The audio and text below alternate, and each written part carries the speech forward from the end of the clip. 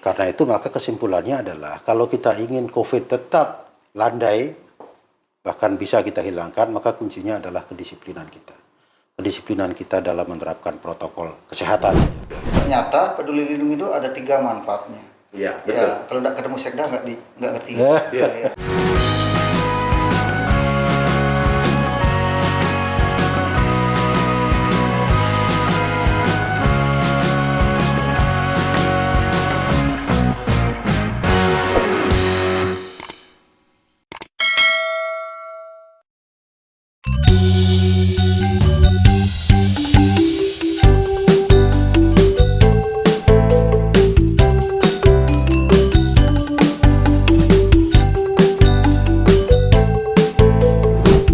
Sobat Haji, selamat siang. Kita sekarang berada di kantor Gubernur Bali, tepatnya itu di gedung Bapak Sekda Provinsi Bali, yaitu Bapak DRS Dewa Made Indra. Iya Pak ya, bener Pak ya?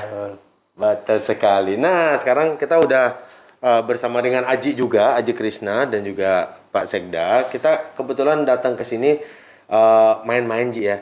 Main-main, pengen tahu istilahnya temu kangen dengan Bapak, Sobat Aji. Nah, sekarang Bapak, mohon izin Bapak, selamat siang. Kita pengen tahu sih Pak, bagaimana sih Pak perkembangan kasus COVID sekarang untuk selama bulan-bulan ini kira-kira menurun Pak ya? Karena sedikit tidaknya tamu udah agak-agak rame deh sekarang Pak. Ya. COVID ini selalu mengalami dinamika ya, kadang naik dan stabil, kemudian turun lagi. Ini sangat tergantung kepada diri kita sendiri ya. Karena penyebaran COVID ini kan sebenarnya antar manusia. Semakin banyak orang melakukan pergerakan, jadi kalau ada orang yang terkena COVID kemudian bergerak sana kemari, ditambah dengan kurangnya disiplin dalam penerapan protokol kesehatan, betul, maka COVID mengalami penyebaran kembali. Nah, ketika COVID mengalami naik, maka kita kembali lagi melakukan pengetatan, pendisiplinan kepada warga masyarakat kita, dan ketika ini berhasil kita laksanakan, maka COVID bisa kita kendalikan turun. Iya. Jadi karena itu maka kesimpulannya adalah kalau kita ingin COVID tetap landai, bahkan bisa kita hilangkan, maka kuncinya adalah kedisiplinan kita. Kedisiplinan kita dalam menerapkan protokol kesehatan. Ya. Kalau kita semuanya disiplin, saya yakin COVID bisa kita kendalikan terus. Wih, mantap. Sobat Haji, Bali itu tergantung dari sikapmu gitu ya Pak ya? Iya. Disiplin makin bagus. Nah, Ji, kalau menurut Haji, Ji, menurut Haji sendiri, orang kan barometernya pariwisata nih, barometer datangnya tamu, orang biasanya ngelihatnya dari ramenya Krishna, Ji. Nah, kalau menurut Haji gimana, Ji? Bener nggak tuh, Ji? Atau gimana, Ji? Ya itu sih kata orang ya, kata orang ya. Karena lebih mudahnya kalau orang ke Bali itu melihatnya kan Krishna yang paling di depan. Betul. Kalau melihat bandara kan harus masuk dulu. Nah makanya tripiknya orang ke Bali itu ngelihat, oh kalau Krishna itu ramai berarti pariwisatanya di Bali udah mulai bergeliat. Udah mulai menggeliat lah. Nah, makanya sekarang itu sering sekali Pak Sekda, orang-orang tuh kalau teman-teman tuh lihat aja Krishna yang di bypass ramai ya. Kalau ramai berarti udah mulai menggeliat lah pariwisatanya. Memang minggu-minggu terakhir ini kunjungan tamu ke Krishna ya cukup lumayan ramai ya. Termasuk juga kita minggu kemarin juga baru datang dari Jakarta, kita melihat penerbangan udah cukup ramai dan prokes protokol kesehatannya juga tetap dijaga. Nah apalagi di Krishna kan memang dari awal kita mengikuti aturan dari pemerintah dan himbauan dari gubernur. Dan kita tidak pernah menyalahi aturan. Bahkan apapun aturan yang dari pemerintah, dari provinsi ya kita udah tetap yang prokes yang pertama kita jalankan, dan berapa kali setiap ada menteri pariwisata kita tetap undang duluan kan. Betul. Tapi Haji kan merupakan salah satu putra daerah yang bisa kita bilang pengusaha, berasal dari Bali Utara juga Ji, ya. Kelahiran Bali Utara Ji. Ya. Ternyata ada satu kemiripan Ji dengan Bapak Sekda kita Ji. Pak Sekda, mohon izin, bisa dijelaskan sedikit Bapak dari tahun lahir, kemudian lahir di mana gitu Pak mungkin? Iya, saya lahir di sebuah desa di Buleleng, namanya Desa Pemaron. Desa Pemaron. Ya, ada Ji. Krishna ada di Desa Pemaron Ji. Ya, berdekatan.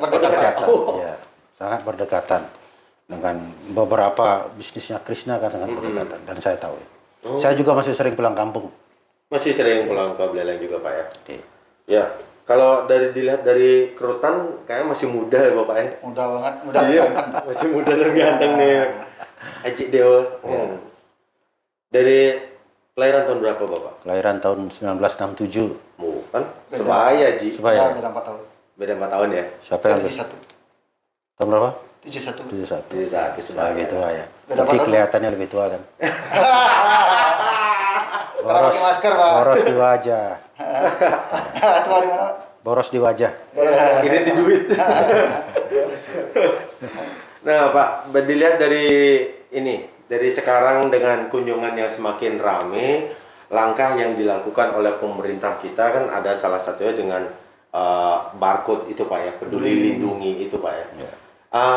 Sebenarnya peduli lindungi itu efektif nggak Pak sebenarnya Pak? Peduli lindungi kalau diterapkan dengan baik, dia sangat efektif. Ya. Dia bukan hanya men-screening orang yang akan masuk ke suatu lokasi untuk memastikan dia sudah divaksin, untuk memastikan bahwa dia tidak terinfeksi COVID. Tapi peduli lindungi juga sangat efektif untuk tujuan-tujuan lainnya yang berkaitan dengan pengendalian COVID. Contohnya? Ya. Contohnya begini, peduli lindungi bisa kita gunakan untuk jadi bahan pertimbangan kalau kita akan pergi ke suatu tempat. Kita bisa buka di peduli lindungi apakah tempat itu masuk zona merah atau tidak. Ya, misalnya hari ini sekarang ini saya sedang berada di Renon. Saya mau pergi ke Sanglah. Silakan buka lokasinya, nanti akan kelihatan Sanglah. Misalnya di sana merah, menjadi bahan pertimbangan saya. Saya tidak usah ke sana. Atau mungkin saya kalau harus ke sana, maka saya harus ketat menjaga diri saya. Itu satu. Kemudian yang kedua, jadi kan bisa menjadi bahan pertimbangan kalau kita akan karena itu akan memetakan, akan peduli lindungi akan langsung menginformasikan. Di posisi kita pun, misalnya sekarang saya sedang berada di Renon, coba lihat di sana, merah apa tidak, apa kuning apa oranye, ketahuan. Tempat yang akan dituju bisa dicari sana. Itu satu. Kemudian yang kedua, peduli lindungi ini juga sangat efektif untuk melakukan tracing. Tracing ya. Jadi ketika seseorang terinfeksi COVID, dinyatakan positif COVID, maka sebenarnya aplikasi peduli lindungi sudah menunjukkan dengan siapa saja dia pernah kontak, dengan pernah dekat. Selama 2 minggu terakhir ini gitu ya? Ya paling tidak selama 3 hari lah. 3 hari ya? Dengan siapa pernah dekat. Akan ketahuan, misalnya saya terinfeksi COVID. Jika semua ini memakai aplikasi peduli lindungi, maka di aplikasi saya akan sudah tahu. Saya ketemu Haji Krishna, saya ketemu ini itu. Karena asal sama-sama aktif aplikasi dan lokasinya. Maka ketahuan, dengan demikian, maka ketika akan melakukan tracing, maka inilah yang saya tracing. Jadi langsung ketahuan kan? Tidak ada ngumpet-ngumpetan lagi Pak ya? Tidak bisa menghindar, karena aplikasi menunjukkan pernah dekat kita. Pernah dalam satu lokasi, pernah dalam satu lokasi. Sehingga itu memudahkan tracing. Selama ini kan tracing menjadi bagian yang sulit. Ketika seseorang terinfeksi COVID, ditanya, pernah ketemu siapa? Dia susah mengingatnya. Dengan siapa pernah ketemu. Kadang-kadang orang sudah ketemu pun tidak ngaku, karena takut di testing. Nah, aplikasi peduli lindungi membantu itu. Kemudian yang ketiga adalah untuk kebutuhan screening. Ya kan, aplikasi peduli lindungi misalnya dipasang di restoran, maka kita dapat melakukan screening. Pengunjung ini sudah vaksin apa belum? Pengunjung ini sedang positif atau tidak? Ketahuan di situ. Sudah pernah PCR apa belum? Sampai tanggal PCR-nya pun ada di sana. Jadi ketahuan. Nah, kalau dia masih berstatus positif, dia keluyuran, maka dia akan hitam pada warnanya pada saat di screening. Jadi ketahuan dia orang positif. Kan bisa saja orang positif, seharusnya dia karantina di rumah, dia tidak karantina. Dia kesana kemari pergi. Ketika dia screening pakai barcode peduli lindungi, maka dia akan ketahuan statusnya sedang positif. Nah, kan efektif kan, jadi sangat baik sebenarnya. Karena itu saya anjurkan warga masyarakat untuk memakai aplikasi peduli lindungi. Benar.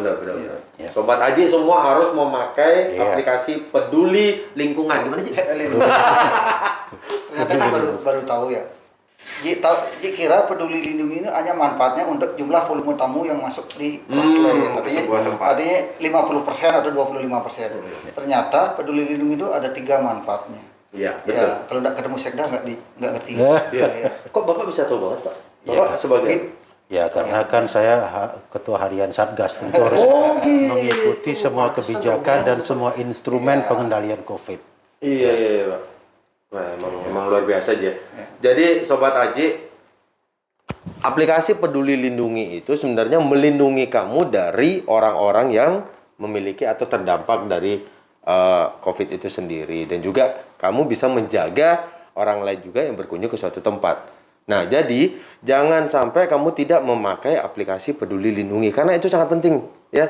Ke Krisna, ke tempat berbelanja, ke tempat rekreasi atau apapun sekarang semuanya pasti ada barcode yang harus kamu scan untuk Peduli Lindungi. Oleh karena itu saya Ode Krisna Buana izin pamit undur diri. Jangan lupa like, comment, dan subscribe channel Krisna Oleh-oleh Bali. Bapak Sekda mau izin boleh bilang cacau Pak barang-barang kita ya. Waduh. Tetap ikuti channel Krisna Oleh-oleh Bali. Cacau. Ciao, ciao.